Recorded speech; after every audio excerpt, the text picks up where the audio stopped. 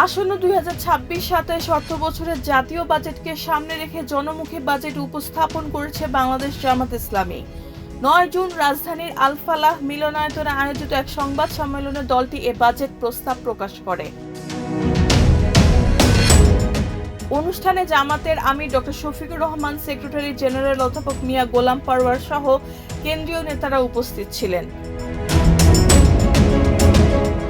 জনমুখী বাজেটে অর্থনীতি, কর্মসংস্থান, মূল্যস্ফীতি নিয়ন্ত্রণ, শিক্ষা, স্বাস্থ্য, সামাজিক নিরাপত্তা, রাজস্ব নীতি ও সরকারি ব্যয় ব্যবস্থাপনা বিষয়ে বিভিন্ন প্রস্তাব তুলে ধরা হয়। দলটির পক্ষ থেকে জনকল্যাণমুখী বাজেট, যুবকদের কর্মসংস্থান, বিনিয়োগ বৃদ্ধি ও নিম্ন ও মধ্যবিত্ত মানুষের জীবনযাত্রার ব্যয় কমানোর উপর গুরুত্ব আরোপ করা হয়েছে। জামাতের নেতারা বলেন, অর্থনীতির সুশাসন নিশ্চিত করা, দুর্নীতি দমন ও উৎপাদনমুখী খাতে বিনিয়োগ বাড়ানো ছাড়া টেকসই উন্নয়ন সম্ভব নয়। তাদের দাবি, প্রস্তাবিত জনমুখী বাজেট বাস্তবায়িত হলে দেশের অর্থনৈতিক স্থিতিশীলতা ও জনগণের জীবনমান উন্নয়নে ইতিবাচক প্রভাব পড়বে।